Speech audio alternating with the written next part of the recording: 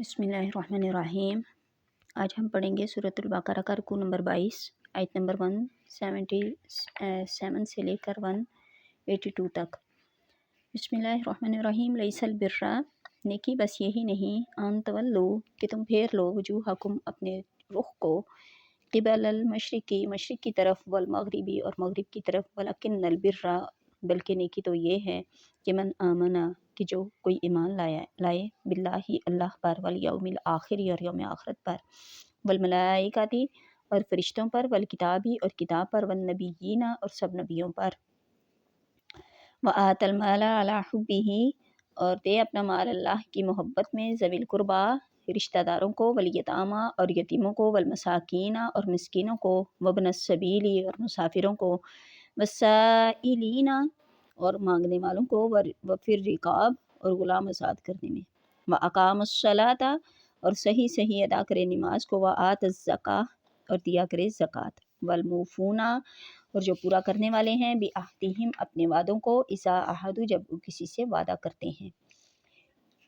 والصابرین اور کمال نیک ہیں جو صبر کرتے ہیں، فی البأساء مصیبت میں، والضراء اور سختی میں، وحین البأس اور جہاد کے وقت، اولئک الذین صدقوا یہی لوگ ہیں جو سچے ہیں، واولئک هم المتقون اور یہی لوگ حقیقی پرہیزگار ہیں۔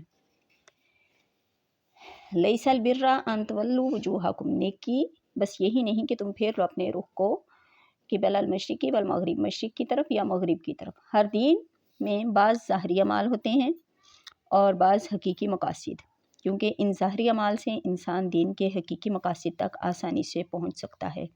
اس لیے ان ظاہری اعمال کی بجاوری نہایت ضروری ہوتی ہے۔ جب تک قوم دین کا دامن مضبوطی سے تھامے رہتی ہے، وہ ان ظاہری اعمال اور حقیقی مقاصد دونوں کو پیش نظر رکھتی ہے اور دونوں کو یکساں اہمیت دیتی ہے۔ لیکن جب دین کا بلبلہ سرد پڑ جاتا ہے تو آہستہ آہستہ حقیقی مقاصد آنکھوں سے اوجھل ہونے لگتے ہیں اور قوم صرف ظاہری اعمال کی ادائیگی کو کافی سمجھنے لگتی ہے، اور ان ظاہری اعمال میں حقیقی مقاصد تک پہنچنے کا جذبہ دم توڑ چکا ہوتا ہے۔ اس لیے وہ اعمال بے جان رسوم ہو کر رہ جاتے ہیں اور غلط اندیش قوم انہی رسوم کی بجاوری کو ہی سب سے بڑی نیکی شمار کرنے لگتی ہے اور حقیقی مقاصد سے یکسر غافل ہو جاتی ہے۔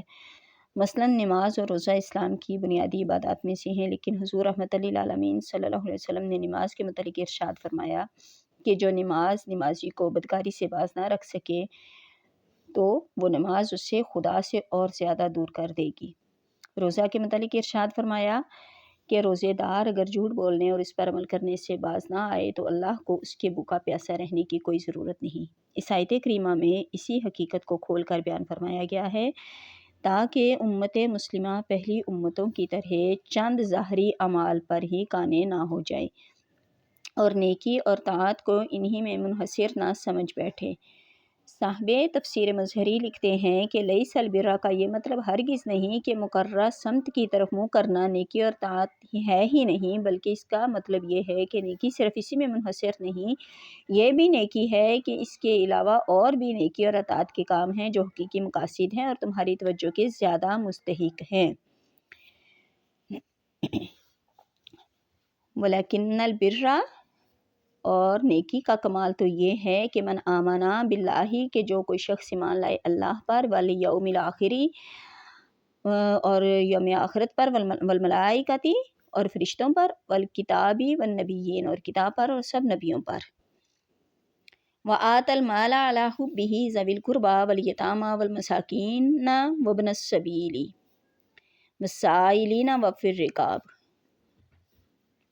اور دے اپنا مال اللہ کی محبت سے رشتہ داروں کو اور یتیموں اور مسکینوں کو اور مسافروں اور مانگنے والوں کو، وفی الرقاب اور غلام آزاد کرنے میں، واقام الصلاۃ وآت الزکاۃ اور صحیح ادا کرے نماز اور دیا کرے زکوٰۃ، والموفون بعہدہم اور جو پورا کرنے والے ہیں اپنے وعدوں کو، اذا عہدوا جب وہ کسی سے وعدہ کرتے ہیں، والصابرین اور وہ کمال نیک ہیں، فی البأساء والضراء جو صبر کرتے ہیں مصیبت میں، سختی میں، وحین البأس اور جہاد کے وقت، اولئک الذین صدقوا یہی وہ لوگ ہیں جو راست باز ہیں، واولئک هم المتقون اور یہی وہ لوگ ہیں جو پرہیزگار ہیں، حقیقی پرہیزگار ہیں۔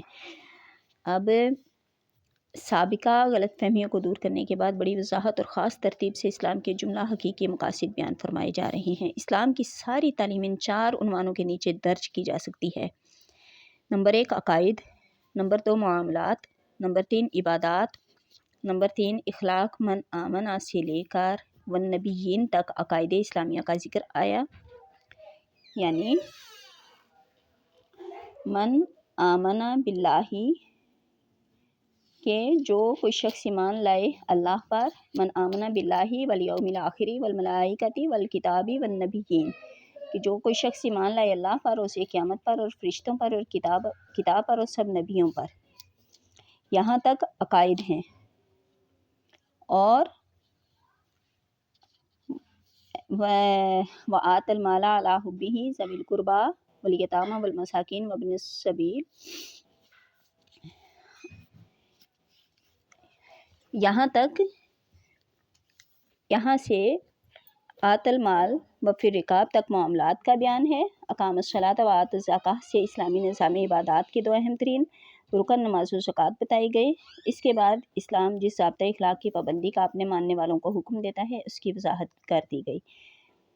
کاش ایسا مکمل اور لاسانی دستور حیات رکھنے والی امت اس پر عمل کرنے کی بھی ضرورت کو محسوس کرے تو اپنے آپ میں اور اپنے گرد و پیش میں ایک واضح انقلاب محسوس کرنے لگے۔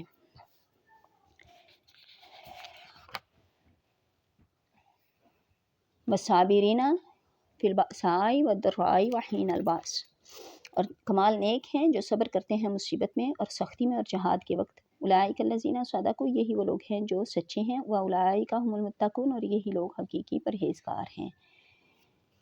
یہ وہ لوگ جن کی خوبیاں یہاں پر بیان کی جا رہی ہیں، ان کے بارے میں اللہ تعالیٰ فرماتا ہے کہ یہ اتنے نیک لوگ ہیں کہ ان پہ کوئی بھی مصیبت آ جائے، کوئی بھی سختی آ جائے یا جہاد کا میدان ہو، وہ ہر حال میں صبر کرنے والے ہیں۔ اولئک الذین صدقوا، اور یہی وہ لوگ ہیں جو سچے ہیں، واولئک هم المتقون، واولئک هم المتقون، اور یہی وہ لوگ ہیں جو حقیقی پرہیزگار ہیں۔ یا ایھا الذین آمنوا، اے ایمان والو، کتب علیکم القصاص فی القتلی، تم پر قصاص فرض کیا گیا ہے تم پر قصاص جو ناحق مارے جائیں۔ الحر بالحر والعبد بالعبد والانثى بالانثى، اور غلام کے بدلے غلام اور عورت کے بدلے عورت۔ الحر بالحر، آزاد کے بدلے آزاد، والعبد بالعبد، اور غلام کے بدلے غلام، والانثى بالانثى، اور عورت کے بدلے عورت۔ فمن عفی لہ من اخیہ شیء، پس جس کو معاف کیا جائے اس کے بھائی مقتول کے وارث کی طرف سے، فاتباع بالمعروف، تو کچھ چیز تو چاہیے کہ طلب کرے مقتول کا وارث خون بہا، واداء الیہ باحسان، اور دستور کے مطابق، اور قاتل کو چاہیے کہ اسے ادا کرے اچھی طرح۔ ذالک تخفیف من ربکم ورحمہ، یہ رعایت ہے تمہارے رب کی طرف سے اور رحمت ہے۔ فمن اعتدی، تو جس نے زیادتی کی، بعد ذالک، اس کے بعد، فلہ عذاب علیم، تو اس کے لیے دردناک عذاب ہے۔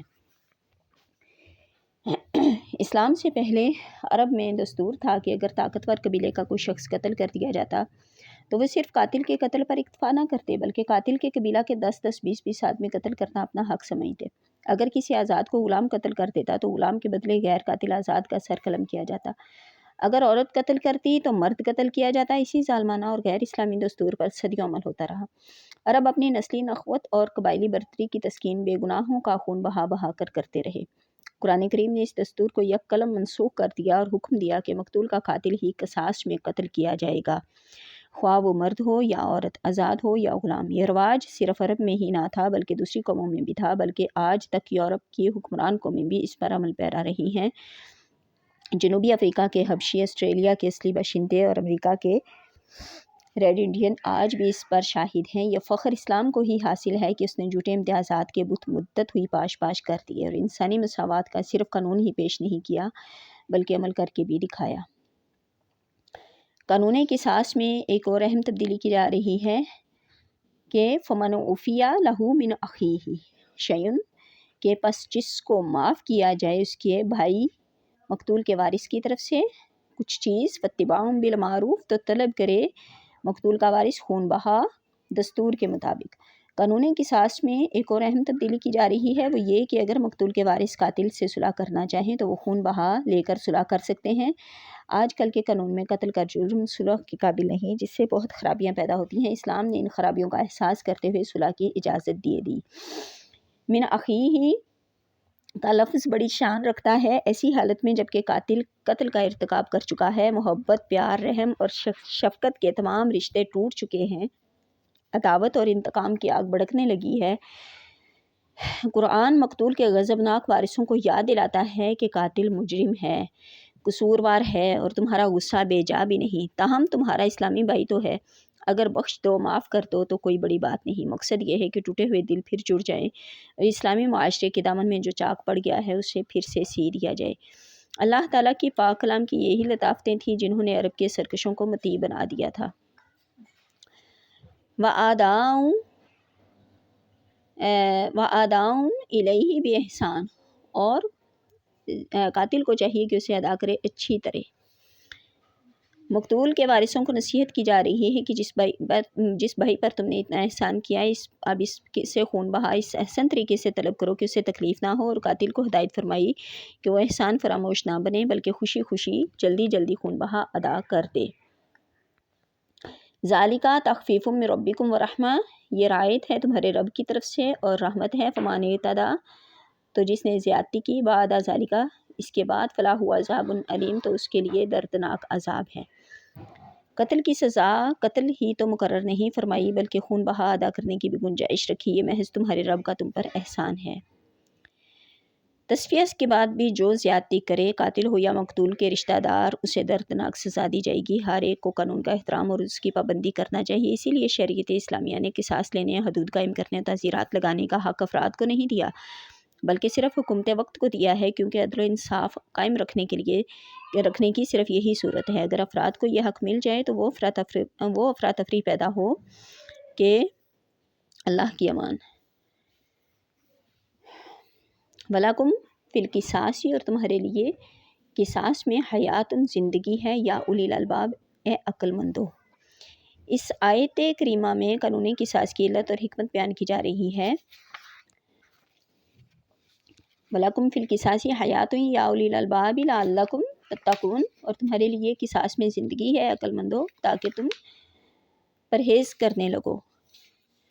اس آیت کریمہ میں قانون قصاص کی علت اور حکمت بیان کی جا رہی ہے، یعنی اگر بے گناہ قتل کرنے والے کو سزا نہیں دی جائے گی تو اس کا حوصلہ بڑھ جائے گا اور مجرمانہ ذہنیت کے دوسرے لوگ بھی نڈر ہو کر قتل و غارت کا بازار گرم کر دیں گے۔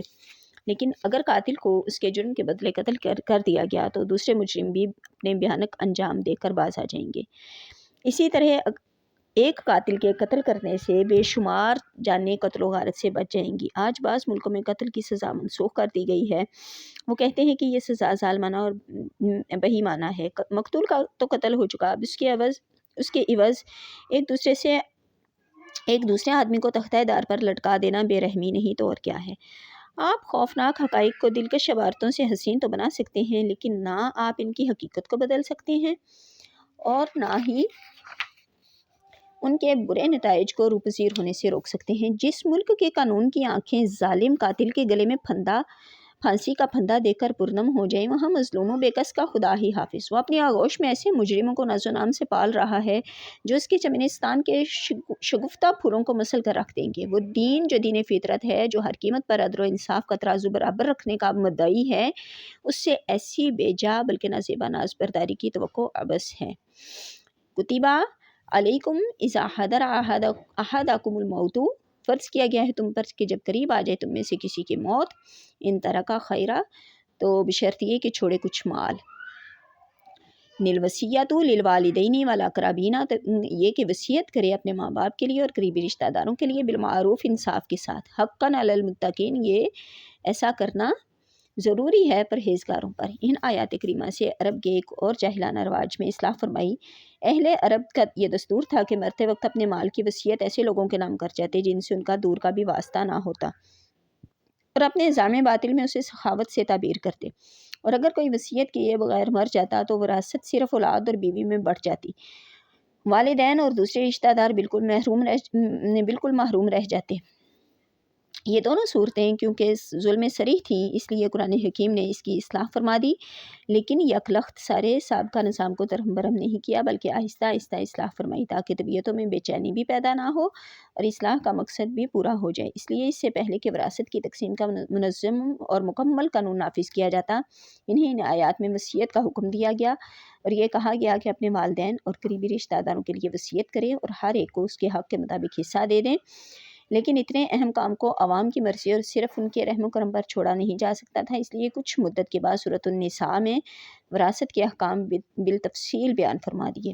حضور کریم علیہ الصلوۃ والسلام نے احکام میں وصیت اور احکام وراثت کی وضاحت فرماتے ہوئے 2 قاعدے بیان کیے۔ پہلا قاعدہ تو یہ ہے کہ رشتہ داروں کے لیے وصیت کی ممانعت کرتی جو وراثت میں حصہ دار ہیں۔ دوسرا قاعدہ ہے کہ وصیت کو مال متروکہ کے تیسرے حصے تک محدود فرما دیا۔ 1/3 حصہ تک اپنے غیر وارث رشتہ داروں اور یا دوسرے مستحق لوگوں یا رفاہ عام کے کاموں میں خرچ کر سکتا ہے۔ اسلام کا یہ وہ حکیمانہ اور متوازن نظام ہے جس پر مسلمانوں کو بجا طور پر نازاں ہونا چاہیے۔ بعض لوگ حضور علیہ السلام کی عائد کردہ ان پابندیوں کو اپنی کم فہمی سے خلاف قرآن کہتے ہوئے ماننے سے انکار کرنے لگے ہیں، لیکن اگر وہ ذرا تأمل کریں تو انہیں معلوم ہو جائے کہ اگر یہ پابندیاں اٹھا دی جائیں تو آپ کا نظام وراثت بس جائے طفلہ بن کر رہ جائے گا۔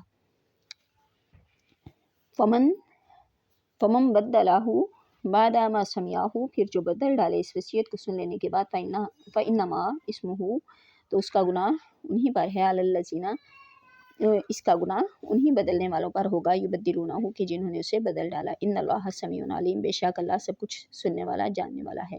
فمن بدلہ ما سمعہ فإنما اسمہ علی الذین یبدلونہ، ان اللہ سمیع علیم، پھر جو بدل ڈالے اس وصیت کو سن لینے کے بعد تو اس کا گناہ انہیں بدلنے والوں پر ہوگا، بے شک اللہ تعالیٰ سب کچھ سننے والا اور جاننے والا ہے۔ اب یہاں پہ وصیت کرنے والوں کو فرمایا گیا ہے کہ جو وصیت مرنے والا کر کے گیا ہے اس کو ہر بحرف اسی طرح محفوظ رکھا جائے، کوئی اس کو بدلنے کی کوشش نہ کرے ورنہ وہ گناہ گار ہوگا، کیونکہ اللہ تعالیٰ تو سب کچھ سننے والا جاننے والا ہے، اللہ تعالیٰ کے علم میں تو ہر چیز ہے۔ فمن خافا، اور جسے اندیشہ ہو، من محسن جنفن، وصیت کرنے والے سے کسی طرفداری کا، او اسمن، یا گناہ کا، فاصلح بینہم، بس وہ صلح کرا دے ان کے درمیان، فلا اسم علیہ، تو کچھ گناہ نہیں اس پر، ان اللہ غفور الرحیم، بے شک اللہ تعالیٰ غفور الرحیم ہے۔ اور کسی بھی فمن خاف من محسن جنفا او اسما فاصلح بینہم فلا اسم علیہ ان اللہ غفور الرحیم، اور جسے اندیشہ ہو وصیت کرنے والے سے کسی طرفداری کا یا گناہ کا، بس وہ صلح کرا دے ان کے درمیان، تو کچھ گناہ نہیں اس پر، بے شک اللہ تعالیٰ غفور الرحیم ہے۔ وما علینا الا البلاغ المبین۔